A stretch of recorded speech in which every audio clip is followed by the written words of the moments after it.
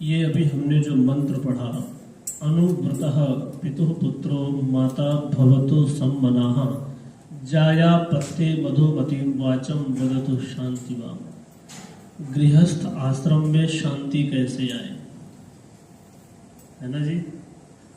गृहस्थ आश्रम में आने के पश्चात बहुत ही ज्यादा लड़ाई झगड़े आपस में सुनने को आते हैं, सुनने को मिलते हैं।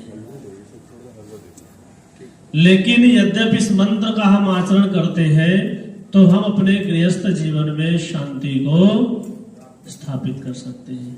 और क्या कहा, पुत्र पिता का आज्ञाकारी, माता में श्रद्धा रखे, पत्नी होवे मधुरमती, प्रिय बोल परस्पर शांत सके। अब हम अपनी बात तो एक दूसरे को रख रहे हैं, अपनी बात पति अपनी बात पत्नी को सुनाता है, पत्नी अपनी बात पति को सुनाता है, बात वही है, सब कुछ है, लेकिन बोलने का तरीका गलत होता है तो वही बात झगड़े का कारण बढ़ती है। और वही बात यद्यपि हम प्रेम से रखें तो प्रेम का, प्यार का, सौहार्द का, परस्पर सौमनस्य का व्यवहार करती है। और पुत्र का कर्तव्य है कि वह पिता के आदर्शों को धारण करे, अपने पिता के अनुकूल उत्तम कर्म को करता रहे। इसी प्रकार माता के द्वारा प्राप्त श्रेष्ठ संस्कारों के अनुसार जीवन पथ में गति करे, अपनी मां के अनुकूल बने, माता के उत्तम विचारों को सहर्ष स्वीकार करे, वह तदनुसार श्रेष्ठ कर्म करे। यद्यपि हमारा पुत्र आज्ञाकारी होता है तो हमें कष्ट नहीं होता है, और यद्यपि पुत्र आज्ञाकारी नहीं होता है तो चार लोगों में कहते हैं जी हमारा पुत्र बिगड़ रहा है, आचार्य जी हमारा पुत्र बिगड़ रहा है। पत्नी भी अपने पति के लिए सुखदायी मधुर मधुर वचनों से हितकारी वाणी को बोले, ऐसी वाणी ना बोले जिससे कोई चुभन हो, जिससे कोई झगड़ा उत्पन्न हो। कभी भी कटु वाणी अपने पतिदेव को नहीं सुनावे, अपितु शांति उत्पन्न करने वाली मीठी वाणी को प्रसन्न रखे। ऐसी वाणी बोलिए मन का पाखो, औरन को शीतल करे आप शीतल होय। सच में यद्यपि हम ऐसी पवित्र वाणी का उच्चारण करते हैं, मीठी वाणी बोलते हैं, तो सामने वाला तो बड़े प्रेम से प्रेम में आता है, उसको अच्छा लगता है और हमें स्वयं को भी बहुत अच्छा लगता है। ये कबीर जी ने बहुत पहले अपने पुस्तक में, ग्रंथ में लिखा था।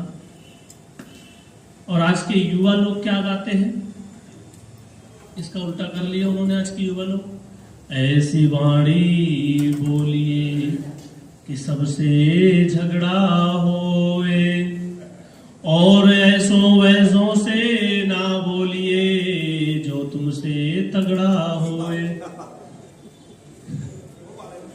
तो ये आज के समय में ये धारण कर रखा है, उल्टा बना लिया है।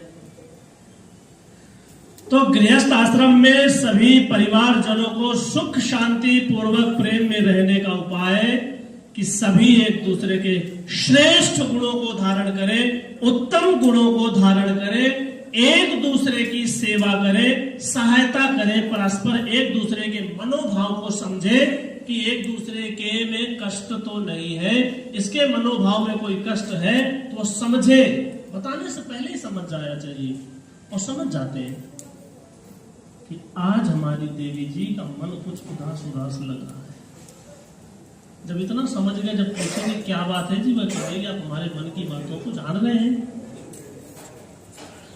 तो ये सारी बातें श्रेष्ठ गुणों को जब धारण करेंगे, एक दूसरे के प्रेम भाव रखेंगे, सेवा का, समर्पण का, सहयोग का भाव रखें, तब जीवन में सहन शक्ति को भी धारण करें।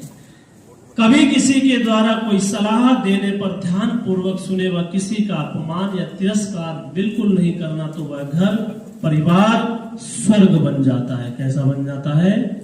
स्वर्ग यही है। सुख शांति से जो ओत प्रोत होता है, पुत्र आज्ञाकारी हो और घर के नौकर चाकर सेवा भावी हो, पत्नी आज्ञाकारिणी सेवा भावी हो, वही स्वर्ग है।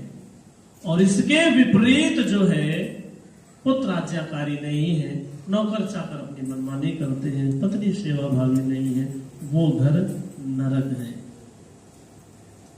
स्वर्ग और नरक